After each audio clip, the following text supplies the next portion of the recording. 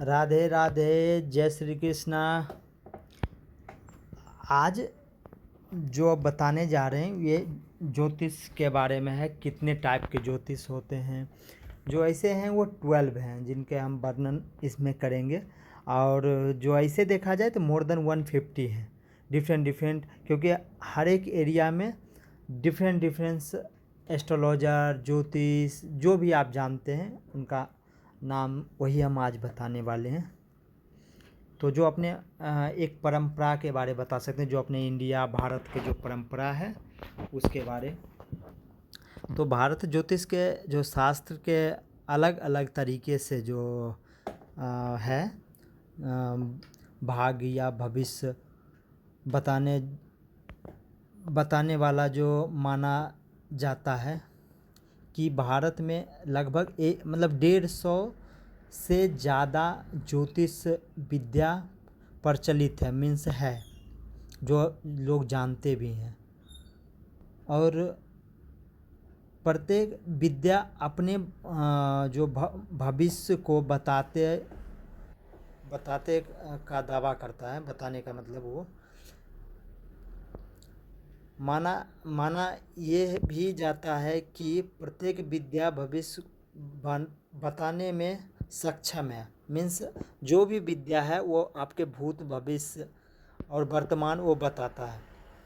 जैसे आजकल आप सुने होंगे बागेश्वर धाम के जो हैं वो भी बहुत ज़्यादा, वो तो एडवांस में ही जान जाते हैं। जब लोग वहाँ जाए उससे पहले उसके बारे लिख के रख लेते हैं।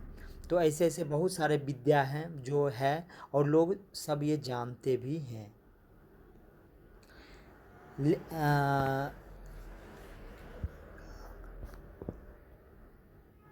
जबकि भटकाने वाले ज़्यादातर हैं, मतलब लोग सही जगह, आपको भी नहीं पता कहाँ जाना है, कौन अच्छा है कौन नहीं है। तो इसके लिए भी थोड़ा सा देख कर, थोड़ा 100 लोग, 50 लोग, 10 लोग, 1 लोग, जो भी आपके जानने वाले हैं उनसे पूछ के तभी जाना चाहिए कहीं भी। आखिर कितने विद्या से जाने हम अपना भविष्य। तो यह प्रस्तुत है कि कुछ प्राचीन काल से जो विद्या चलते आ रही है, ज्योतिष विद्या की जानकारी, उसको कुंडली विद्या बोला जाता है। यह कुंडली पर आधारित है विद्या। इसके 3 भाग हैं: सिद्धांत ज्योतिष, संहिता ज्योतिष और होरा शास्त्र। ये जो 3 हैं अलग अलग हैं। इसके जो विधि जो हैं अनुसार व्यक्ति को जन्म के समय ही आकाश में, मतलब जब लोग जन्म लेता है तो उसके आकाश में उसके जो ग्रह होते हैं, नक्षत्र होते हैं, वहाँ पे उसका सारा टाइपिंग हो जाता है। वहाँ कंप्यूटर की भी ज़रूरत नहीं पड़ता है। वो सब उसके अनुसार, उसके अनुकूल उस पर ग्रह दोष जो भी लगना है वो लगता है। आधारित कुंडलिनी बनाई जाती है, मतलब उसके आधार पे जो कुंडलिनी बनाते हैं उसके आधार पे राशियाँ है आधारित। 9 ग्रह जो हम लोग का है, 27 जो है नक्षत्र हैं, वो भी आधारित हैं इसी सब। भविष्य बताता है वो भी सब। लेकिन जो अभी आधुनिक दौर में जो मुख्य 4 माने जाते हैं नियम रूप से, जो नवजात ज्योतिष, कथाचित ज्योतिष, प्रतिघंटा ज्योतिष, कुंडली और विश्व ज्योतिष विद्या। कभी आप लोग सुने होंगे लाल किताब के बारे में। तो जो ये लाल किताब की विद्या हैं, ये जो उत्तरांचल, हिमाचल, कश्मीर क्षेत्र में इस विद्या का ज़्यादा उपयोग किया जाता है, क्योंकि वहाँ का परंपरा है सिद्ध से हटकर व्यवहारिक ज्ञान माना जाता है। इससे बहुत ही कठिन विद्या माना जाता है, मतलब ये थोड़ा ज़्यादा है, मतलब हार्ड है, स्ट्रॉन्ग जो भी आप बोल सकते हैं। इसके अच्छे जानकार हैं वो बिना कुंडली देखे आपके बारे बहुत कुछ बता सकते हैं। सोचिए कितनी ये वो है, उसमें कुंडली को भी ज़रूरी नहीं होता कि कुंडली देखे तब फिर ये बताए, नहीं ऐसा कुछ नहीं। पुस्तक जो कृतिक जो पुस्तक प्राकृतिक की थी, जिसका नाम था लाल किताब। माना अनुसार किताब का जो उर्दू में लिखने के कारण इसे थोड़ा इंडिया भर में तो ऐसे ही लोग चाहते नहीं किसी का काम हो ना हो, तो भड़काने में आपको पता ही है, तो लोग आगे बढ़ने नहीं देते हैं, ये गलत है वो गलत है। जिसमें गलत कुछ नहीं होता, सब कुछ नहीं कुछ उसका मीनिंग है ही। जो तीसरी ज्योतिष का है वो गण तृतीय ज्योतिष है। ये भी भारत में विद्या को अंक विद्या भी कहते हैं। इसके अंतर्गत जो ग्रह, नक्षत्र, राशि आदि अंक निर्धारित हैं, फिर जन्म तारीख, वर्ष आदि जोड़ अनुसार भाग्यशाली अंक, मतलब उससे जो अंक निकलता है, भाग्यशाली जो अंक होता है, जिसके भी जो भी अंक होते हैं, भाग्य निकाले जाता है। एक है नंदी नारी ज्योतिष, ये चौथा जो ज्योतिष नाम है इसका नाम है नंदी नारी ज्योतिष। यह मूल रूप से दक्षिण भारत में प्रचलित है, मतलब वहाँ पर ज़्यादा लोग दक्षिण भारत वाले करते हैं। जिसमें जो तारपत्र होता होगा, पहले सुनते होंगे बहुत बड़ा होता था तारपत्र, वो निकाल देते थे, उसके द्वारा तारपत्र के द्वारा भविष्य जाना जाता है। इस विद्या का जन्मदाता जो है वो भगवान शंकर के गण नंदी जी हैं। तो इनका जो इसी कारण से नंदी नारी ज्योतिष विद्या कहा जाता है। आप समझ गए। जो पांचवा जो विद्या है, जो पक्षी सिद्धांत, यह भी दक्षिण भारत में प्रचलित है। ज्योतिष सिद्धांत के अंतर्गत समय को 5 भागों में बांटकर प्रत्येक भाग का नाम एक विशेष पक्षी पर रखा गया है। मतलब जो 5 हैं, जो भी इनका है वो सब 5 पक्षी के रूप में इस ज्योतिष में नाम पर रखा गया। कभी कोई बताता होगा जो कौवा है वो पूर्वज थे, या किसी न किसी तरह हर पक्षी का कुछ न कुछ रोल है, मतलब माना जाता है उसका। इसीलिए सिद्धांत के अनुसार जब कोई कार्य किया जाता है तो उस समय जिस पक्षी स्थितियों में होती है उसे अनुरूप उसका फल मिलता है।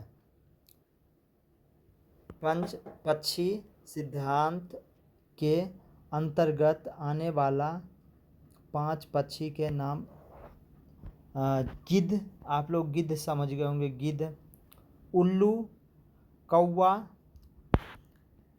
तो कौवा, मुर्गा और मोर।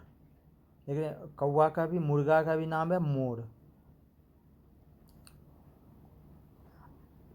अकेले लगन जो इसका है, अकेले नक्षत्र जन्म स्थान के आधार पर आपका जो पक्षी है ज्ञात कर आपका भविष्य बताया जाता है। जो 6 नंबर का है उसे हस्तरेखा ज्योतिष बोलते हैं। जो हाथ देखने वाले होते हैं उसको हस्तरेखा ज्योतिष बोलते हैं।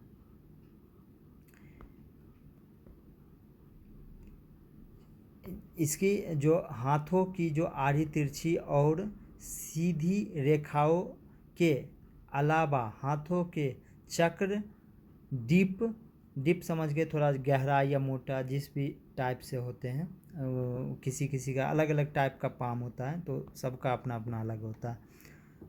क्रॉस आदि अध्ययन कर व्यक्ति भूत और भविष्य वर्तमान जानता है। यह बहुत ही प्राचीन विद्या है। ये सब बहुत ही पुराने विद्या हैं। भारत के सभी राज्यों में प्रचलित हैं, मतलब इंडिया में ऑलमोस्ट हर जगह है। जो 7वां है नक्षत्र विद्या उसको बोलते हैं। नक्षत्र विद्या का क्या है, वैदिक काल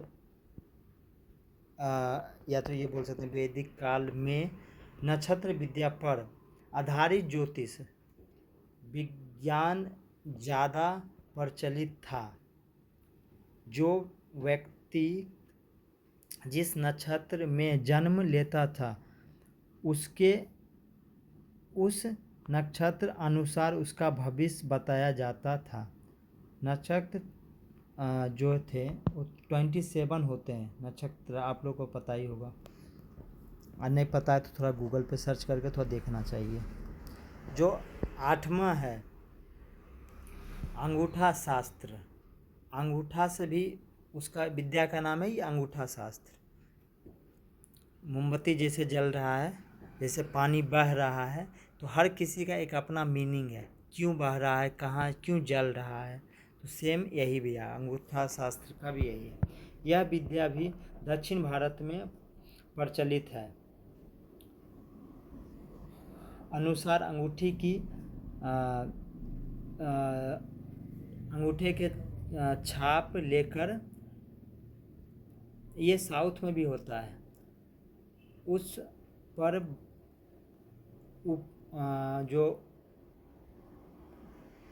जो उभरी रेखाओं होते हैं उसके अध्ययन कर बताया जाता है कि भविष्य कैसा होगा। जो नामा है, जो सामुद्रिक विद्या, उसको जो नम्मा है सामुद्रिक विद्या है। यह विद्या भारत के मतलब सब जगह प्राचीन विद्या ये भी है।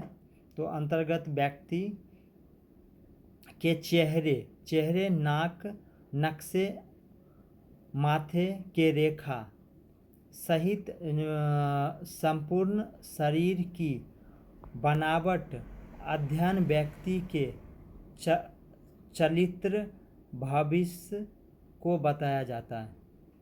मतलब आप सुने होंगे फेस रीडर, माइंड रीडर, तो वो यही है, ये विद्या का वो उपयोग करते हैं।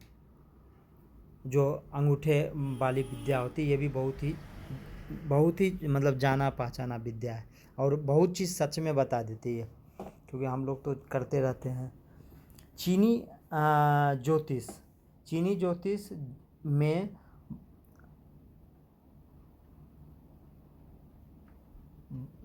चीनी ज्योतिष में 12 वर्ष को पशु के नाम पर नामांकित किया गया है। वाह! इसे पशु मानकित राशि चक्र कहते हैं। यह उसकी बाहर राशियों के जिसे वर्ष के संबंधित पशु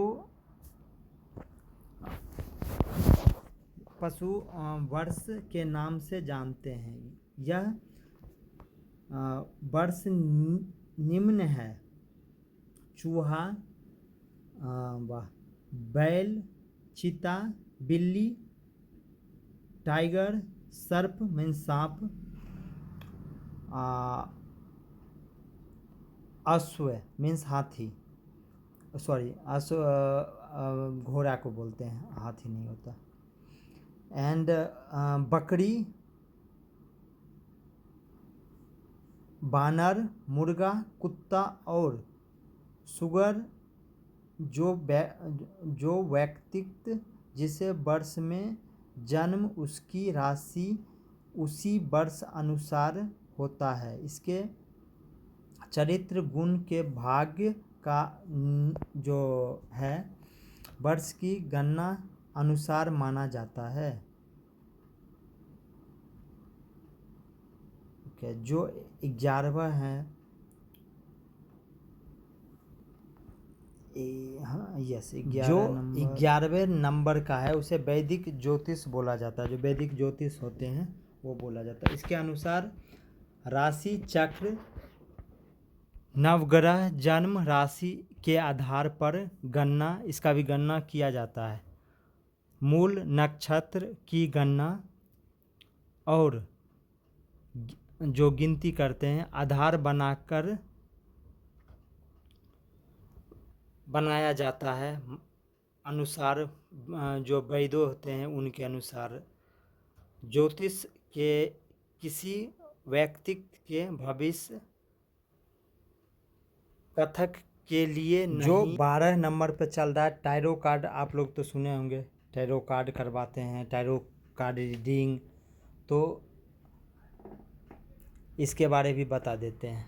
तो ये सब जानकारी रखना बहुत ज़रूरी है, कौन सी ज्योतिष है, कौन सा करवा रहे हैं, क्या बेनिफिट है, कौन काम करने का। बहुत सारे लोग हैं जिनके डेट ऑफ बर्थ पता नहीं, जन्म नहीं पता है, टाइम नहीं पता है, बहुत सारे लोग ऐसे हैं, ऐसे नहीं कि नहीं हैं, क्योंकि हम लोग तो देखते रहते हैं, जब आते हैं लोग तो उनको बताना थोड़ी मुश्किल हो जाता है। तो उसके लिए उनके लिए जो अंगूठा वाले हैं, जो चेहरा देखकर है, और जो टैरो कार्ड है, ये सब देख कर थोड़ा बहुत जो भी होता है इससे आ जाता है सब, मतलब उतना आ जाता है जो उनका काम बन जाए ना। ऐसे भी नहीं आता है, 90% चांस रहता है आ जाता है। तो टैरो कार्ड का भी व्यक्ति का अपना भविष्य या जो भाग्य जानने के लिए टैरो कार्ड का जानकार, जो जिसका जानकार है उसके पास जाते हैं लोग, और कार्ड फिर निकलवा कर उससे लिख कर जो भी उतार कर भविष्य बताता है। तो टैरो कार्ड भी सही है, यह भी। Okay, Radhe Radhe now. और बस यही बताना चाह रहे हैं वीडियो के दी एंड लास्ट में कि जो भी ज्योतिष के बारे में जानकारी हमने आपको दिया है, इसका इंग्लिश में भी दे देंगे वर्जन, क्योंकि बहुत सारे लोग हैं जो जिनको हिंदी नहीं आता है, साउथ इंडियन के हैं और बाहर अदर कंट्री से हैं, जो USA, कनाडा या जापान, कई ऐसे हैं जो मेरे जानने वाले स्टूडेंट हैं जिनको हिंदी नहीं आता, तो उनके लिए या इसमें इंग्लिश का भी ऑप्शन ज़रूर डाल देंगे, तो इजी हो जाएगा। हर किसी को चाहिए नॉलेज, और कभी भी कोई भी काम करने से पहले थोड़ा नॉलेज रखना बहुत ज़रूरी है। अगर एग्जाम्पल, अगर आप कहीं जा रहे हैं, मानिए कुछ सामान लेने के लिए, और आप एक जगह देख के तुरंत नहीं लेना है, पहले एक दुकान जाना है, वहाँ पूछ लेना है क्या कैसा चल रहा है, कितना क्या है, फिर दूसरे के पास जाना है थोड़ा दूर, अगर टाइम है तीसरे के पास भी चले जाना है। तो इससे क्या होगा, आपको कुछ पता चल जाएगा कि हाँ कौन बंदा सही है और कौन बंदा सही नहीं है। तो इसीलिए आप लोग कभी भी किसी के बहकावे में नहीं मत आइएगा, और जो भी आपको सही गलत लगे तो आप मेरे को भी मैसेज कर सकते हैं, ज़रूर हम रिप्लाई करने की कोशिश करते हैं हमेशा, क्योंकि बहुत सारे मैसेज मेरे व्हाट्सएप पे, और कॉल भी आ जाते हैं, तो कॉल तो ज़्यादा रिसीव कर नहीं पाते हैं। तो जो व्हाट्सएप मैसेज का जो यूट्यूब में जो हम लोग डालते हैं इसको, फेसबुक में, इंस्टा में, तो उसके थ्रू भी हम चाहते हैं कांटेक्ट कर ले, जब भी मेरे पास टाइम हो तो हम लोग 2-3 घंटे रोज़ का इसीलिए निकालते हैं सिर्फ कि 2-2 मिनट 5-5 मिनट हर किसी से मेरा बात हो जाए। और इन फ्यूचर फिर लाइव भी आएंगे तो उसमें और ज़्यादा टाइम तक फिर बात कर सकते हैं। अगर किन्हीं के पास ज़्यादा क्वेश्चन या परेशानी घर के अकॉर्डिंग हो या समझ ना आता हो क्या करे, कई लोग का जॉब छूट गया, कई लोग का काम बनता बनता बिगड़ जाता है, जब 99% हो जाए तब रुक जाता है, लेट हो जाता है या बाद में होता है। तो ऐसे ऐसे लोग ना थोड़ा थोड़ा सा उपाय करेंगे और सबका काम अच्छा बनेगा। देखिए मेरा माता गंगा से यही होता है कि हमेशा जो लोग जुड़े पड़े हैं ऑलमोस्ट सबका काम अच्छा बन जाता है। तो सोचना हमेशा अच्छा चाहिए, निगेटिव नहीं सोचना है, पॉजिटिव सोचना है और अपने खुद को हेल्प देना है। लोग बोलते हैं कि दूसरे को हेल्प देना ही है, यू लाइक सबसे बड़ा है सेल्फ हेल्प ज़रूरी है हर किसी को। तो राधे राधे।